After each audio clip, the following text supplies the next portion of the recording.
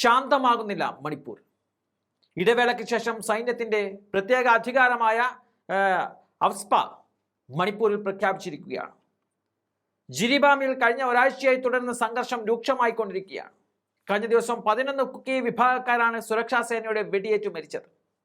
മണിപ്പൂർ വംശീയ കലാപത്തിന്റെ വിളനിലമായിട്ട് 1.5 വർഷം പിന്നിടുമ്പോഴാണ് ഇപ്പോൾ പുതിയ അക്രമങ്ങൾ റിപ്പോർട്ട് ചെയ്യപ്പെട്ടിരിക്കുന്നത്. 31കാരിയായ യുവതിയെ ബലാത്സംഗത്തിനിരയാക്കി ചുട്ടുകൊന്നതായുള്ള വാർത്തകളും പുറത്തു വന്നിരിക്കുകയാണ്. 11 കുക്കി വംശജരെയും വെടിവെച്ച് കൊന്നിട്ടുണ്ട്. 20ഓളം വീടുകൾ സംഘർഷത്തിൽ അഗ്നിക്കിരയാക്കിയിട്ടുണ്ട്. മണിപ്പൂർ വീണ്ടും കത്തുമ്പോൾ കേന്ദ്ര സംസ്ഥാന സർക്കാരുകൾക്ക് മിണ്ടാട്ടമില്ല. മണിപ്പൂരിൽ സമാധാനത്തിന്റെ സൂര്യൻ ഉദിക്കുമെന്ന് പാർലമെന്റിൽ പറഞ്ഞ പ്രധാനമന്ത്രി ഇതുവരെ മണിപ്പൂരിൽ ഒന്ന് കാല് കുത്തിയിട്ടില്ല. മറ്റു സംസ്ഥാനങ്ങളിൽ തെരഞ്ഞെടുപ്പ് പ്രചരണ ചൂടിൽ നിൽക്കുന്ന മോദി ഇന്ത്യയിൽ ഒരു സംസ്ഥാനം കത്തിയെരിയുന്നത് കാണാതെ പോവുകയാണ്. ഇടവേള കിട്ടിയാൽ ബാക്കി സമയം പ്രധാനമന്ത്രി വിദേശത്തുമാണ്. ഇക്കഴിഞ്ഞ നവംബർ 7 ജിരിബാമിൽ കടന്നുകയറിയ ആക്രമികൾ ഒരു സ്ത്രീയെ ബലാത്സംഗം ചെയ്യുകയും 17ഓളം വീടുകൾ തീവെച്ച് നശിപ്പിക്കുകയും ചെയ്തു.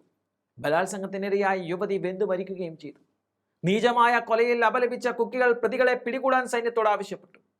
പ്രതികളെ പിടികൂടാത്തതിൽ പ്രകോപിതരായ കുക്കികൾ തെരുവിലിറങ്ങി. ഏറ്റുമുട്ടലുണ്ടായി.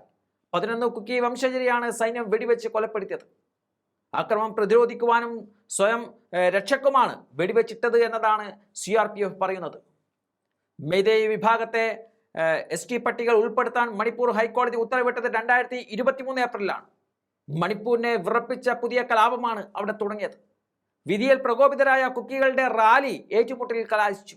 മെയ് 3 സംഘർഷത്തിന്റെ തുടക്കമെങ്കിലും സംസ്ഥാനം ആളിക്കത്താൻ എരുതിയിൽ എണ്ണ ഒഴിക്കലായി സർക്കാരിന്റെ ഇടപെടൽ.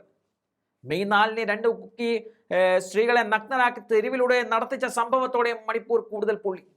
കലാപത്തെ സർക്കാർ സംവിധാനങ്ങൾ കൈകെട്ടി നിന്നും പ്രോത്സാഹിപ്പിച്ചുവെന്ന ആക്ഷേപം ഉയർന്നു. 1.5 വർഷത്തിനിടെ 200ഓളം പേരാണ് കൊല്ലപ്പെട്ടത്. ആയിരക്കണക്കിന് പേർക്ക് പരിക്കേൽക്കുകയും ചെയ്തു.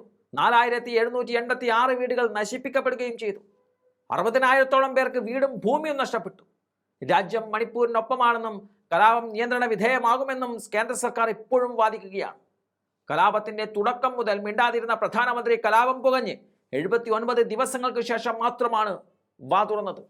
പെൺകുട്ടികൾക്കെതിരായ ആക്രമണത്തിന് പിന്നിലുള്ള ആരും രക്ഷപ്പെടില്ലെന്ന് മോദി വാക്കാൽ ഉറപ്പ് നൽകി. ഇതും വെറും വാക്കായെന്ന് മണിപ്പൂർ തെളിയിക്കുകയാണ്. മണിപ്പൂരിലെ സംഘർഷം പക്ഷേ ആഗോള തലത്തിൽ പോലും ചർച്ചയായി. അമേരിക്കയും നിരവധി സംഘടനകളും മണിപ്പൂരിലെ മനുഷ്യാവകാശ ലംഘനങ്ങൾ ചൂണ്ടിക്കാട്ടി രംഗത്ത് വന്നു. കലാപം ആരംഭിച്ചിട്ട് അവിടം സന്ദർശിക്കാത്ത നരേന്ദ്രമോദി ലോക്സഭാ തെരഞ്ഞെടുപ്പിന് ശേഷം മണിപ്പൂർ സന്ദർശിക്കുമെന്ന് ഉറപ്പു നൽകി. സർക്കാർ വന്നിട്ട് മാസം 5 പിന്നിട്ടിട്ടും അവിടേക്ക് മോദി തിരിഞ്ഞു നോക്കിയില്ല. എന്തായാലും ചെറിയ ഇടവേളയ്ക്ക് ശേഷം മണിപ്പൂർ താഴ്വരയിൽ വീണ്ടും ചോരയുടെ ഗന്ധം പടരുകയാണ്.